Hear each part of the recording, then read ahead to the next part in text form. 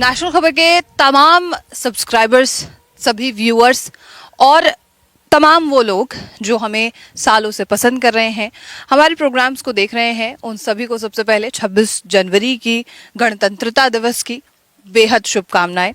और इसके लिए आज भी आप क्योंकि लगातार हमारे चैनल से जुड़े रहते हैं, हमारे जो भी रिव्यूज़ हैं या प्रोग्राम्स हैं उनको आप उनके साथ जुड़े रहते हैं, आप साझा करते हैं लोगों के साथ। तो ऐसे में हमारा काम भी ये है कि आपको कुछ ना कुछ इन्फॉर्मेशन हम रोज़ देते रहें। और इसी कड़ी में आज 26 जनवरी के दिन भी नेशनल खबर की टीम जो है वो ज़मीनी स्तर पर है, ग्राउंड ज़ीरो पर है, हिम्स मेरठ में है। और यहाँ पर पेशेंट्स का इलाज यानी कि 3 डेज़ का रेजिडेंशियल कैंप लगा हुआ था, वहाँ पर हम मौजूद हैं। और डॉक्टर विश्वरूप रॉय चौधरी जिनका यहाँ पर लेक्चर होता है और साथ में 3 दिनों तक वो बाकायदा यहाँ पर पेशेंट्स के साथ जुड़ते हैं और लेक्चर के दौरान किस तरीके का ट्रीटमेंट है वो सारी चीज़ें बताते हैं।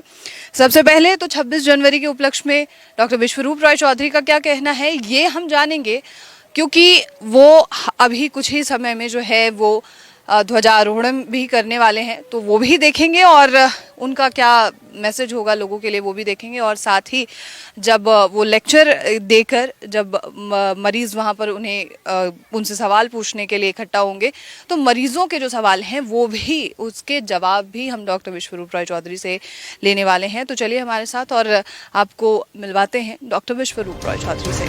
एक बार जोरदार क्लैपिंग कर दीजिए।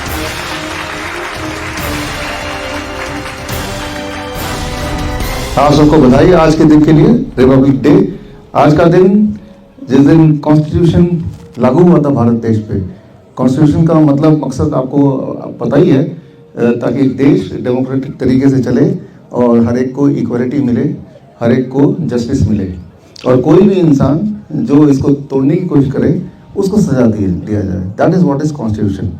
जिस प्रकार एक देश को चलाने के लिए कॉन्स्टिट्यूशन यानी कि नियम, कायदे, कानून होते हैं जो लिखित में होते हैं, फिर उसका भी पालन करना होता है। ठीक उसी प्रकार हमारे बॉडी का भी कॉन्स्टिट्यूशन है, हमारे बॉडी के भी कुछ नियम हैं जिससे हमारी बॉडी ठीक से चले, 100 साल चले। और अगर हमने अपने बॉडी के कॉन्स्टिट्यूशन, नियम, कानून को तोड़ा फिर बॉडी हमें सजा देती है। इस सजा का नाम है बीमारी, दर्द, कमजोरी।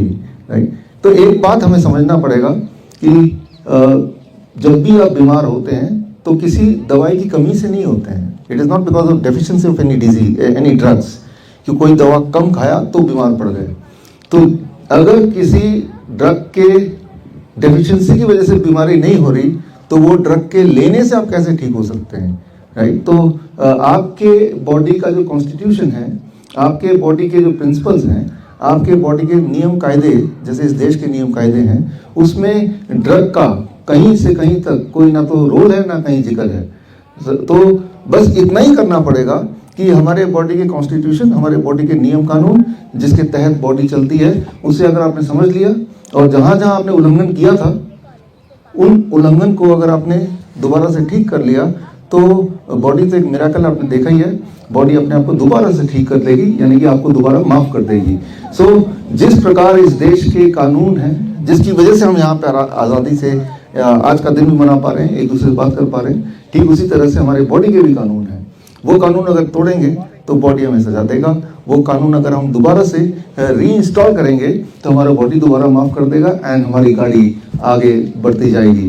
तो मुझे लगता है आज का दिन हम साथ मिलके यहाँ पे हैं तो ये हमारे लिए बड़ी बड़ी बात है। हमारे साथ हमारे चड्ढा साहब हैं, former justice of Bombay high court, justice Kulse Patil ji हैं और आप सब हैं। तो उम्मीद करता हूँ कि ये दिन यादगार रहेगा, मेरे लिए तो रहेगा ही और हम सबके लिए रहेगा। जय हिंद।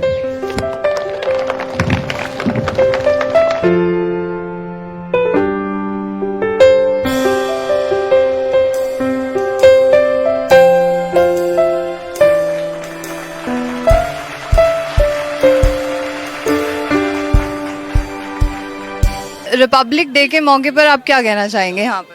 हाँ, रिपब्लिक डे के मौके पर बधाई देना चाहूँगा। पहली बात तो ये है, इम्पोर्टेंट बात है। और दूसरी बात है, जिस तरह से भारत का कॉन्स्टिट्यूशन है जिस पे देश चलता है, हमारे बॉडी का भी कॉन्स्टिट्यूशन है, कुछ नियम कानून है। भारत का कानून कोई तोड़ेगा तो सजा मिलेगी, बॉडी का कॉन्स्टिट्यूशन कोई तोड़ेगा तो उसको सजा मिलेगी, जिस सजा का नाम है बीमारी। तो दोबारा भारत का अपने बॉडी का कॉन्स्टिट्यूशन को अगर आप इंटैक्ट कर देंगे, यानी कि जो हमारे जीवन का प्रिंसिपल्स को, तो बीमारी अपने आप भाग जाएगी। इसमें दवा का कहीं कहीं से कोई रोल नहीं है। तो बस इस प्रिंसिपल को सिखाने के लिए आपने क्लिनिक एट द होम जो है वो शुरू किया है, उसके बारे में क्या कहेंगे? देखिए, वो हर शहर में 500 क्लिनिक है। हमारे स्टूडेंट्स हैं जो डॉक्टर भी हैं और स्टूडेंट भी हैं, और जो ये मैसेज मैंने अभी दिया, ये मैसेज उनके माध्यम से लोगों तक पहुंचेगा ताकि डर का माहौल खत्म हो और इंसान अपना डॉक्टर खुद बने।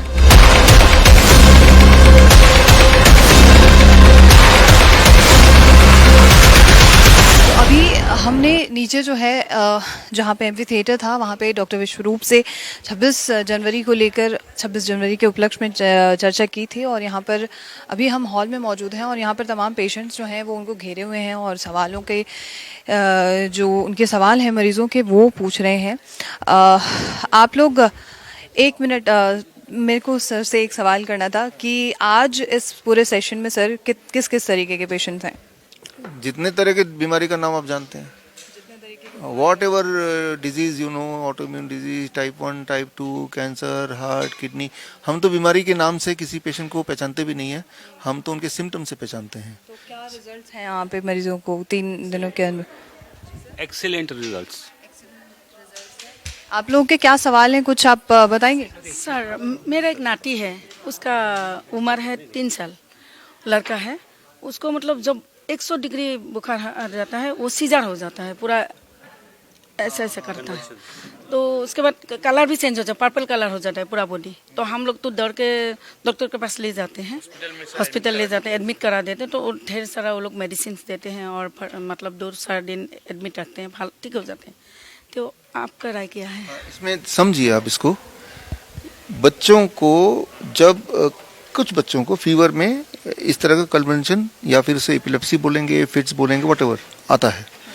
ये फिट्स दिखने में भयानक लगता है पल भर के लिए, लेकिन उसमें कोई खतरा नहीं है और उसका डॉक्टर के दवाई से कुछ कनेक्शन नहीं है। आप लेके जा रहे हैं, वो दवाई दे रहा है, वो असर नहीं करेगा। जब भी फिट्स पड़ना है, किसी भी बच्चे को फिट्स पड़ेगा ही पड़ेगा, दवाई हो या ना हो।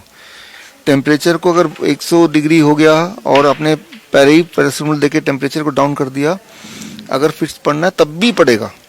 फिट्स को आप प्रिवेंट नहीं कर सकते by the medicine, by the drugs.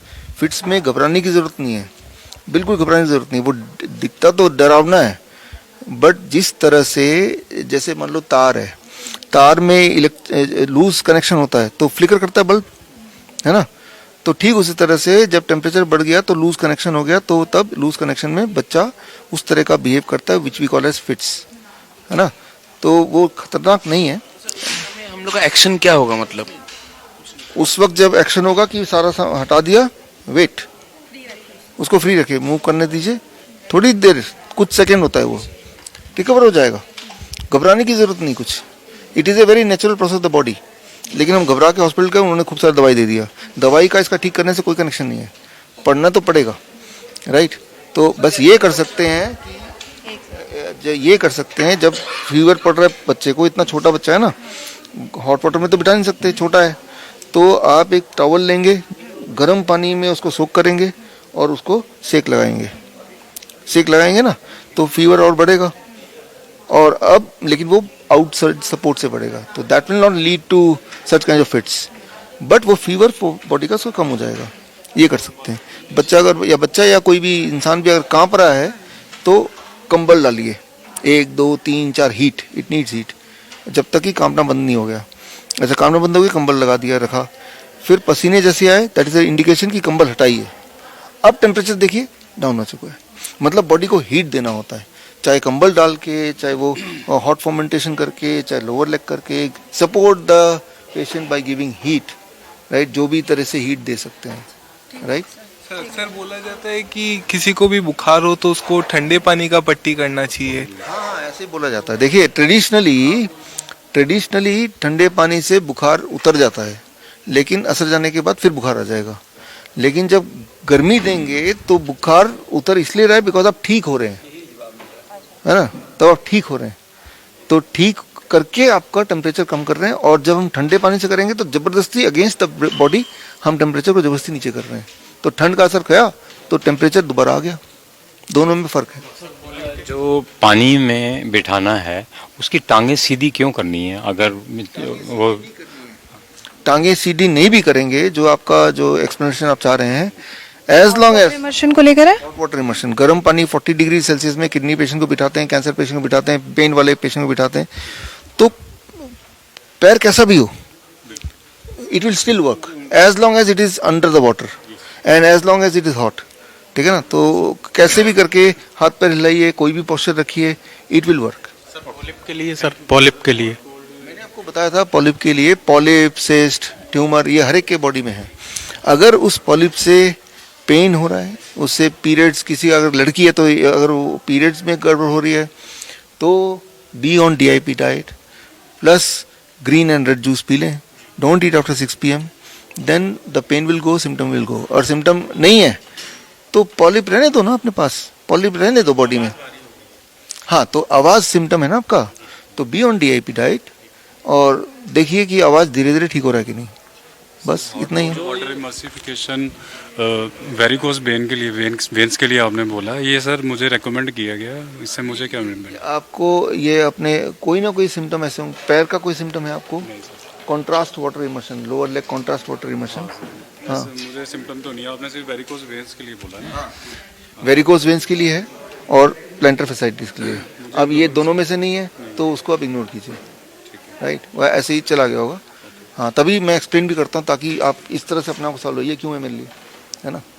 जैसे 10 to 6 का सर्केडियम है, तो कुछ मेडिसिन है, होम्योपैथिक मेडिसिन ले रहे थे ऑलरेडी, सो थोड़ा सा रिलीफ था जनरल सिम्टम्स का, तो can he take in that way? Medicine ले लो अपने टाइम पे, होम्योपैथिक वाला। अभी जो पहला हमारा सिस्टम चल रहा था वर्चुअल, उसमें उन्होंने रिकमेंड किया था अमरूद का पत्ता का वो करना, हाँ, काढ़ा बनाना, लेकिन अब जो रिकमेंड किया वो पीपल के पत्ते का है।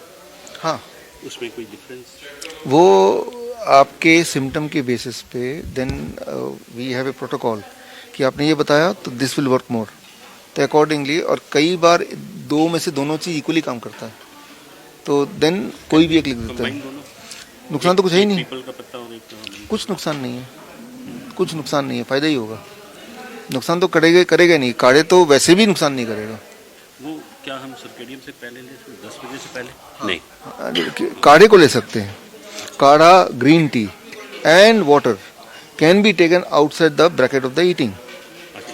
3 थिंग्स अलाउड, काढ़ा, green tea and water. Garlic और क्लोव जो आपने, वो भी, हाँ, अदरक, गार्लिक और एनी काइंड ऑफ स्पाइसेस थोड़ा मोटा, that can be outside the bracket. वो चीज़ जिसमें बहुत सारा कार्बोहाइड्रेट होता है which disturb the pancreas, and protein. Proteins also, protein होगा तो वहाँ कार्बोहाइड्रेट भी होगा, that is the one to be taken within the bracket of से 8 AM to 6 PM, जो सर्केडियन ब्रैकेट बोलते हैं हम। क्योंकि उसको तो सुबह 6 बजे जब मैंने वेकअप, तो उसमें उसको काफ़ी थ्रस्ट सा फील होता है, कुछ ले लूँ, तो इन दैट वे कोई मैं यही सोच रहा था इसको थोड़ा काढ़ा दे दें या वो दे दें। एक हमारा आयुर्वेदिक डॉक्टर है बेंगलोर में, उन्होंने रिकमेंड किया था कि अनार के पत्ते का उसको काढ़ा बना के, उसके साथ अनार के छिलके का, अच्छा रहेगा। वो अर्ली ले सकते हैं 10 बजे से पहले। हाँ, उसमें कोई रिस्ट्रिक्शन नहीं है ऑफ द टाइम, वो लीजिए। हाँ हाँ, those are the additional thing that will not harm and maybe that will benefit, तो ले लो। तो 3 days का कैंप अभी यहाँ पे समाप्त होता है सर?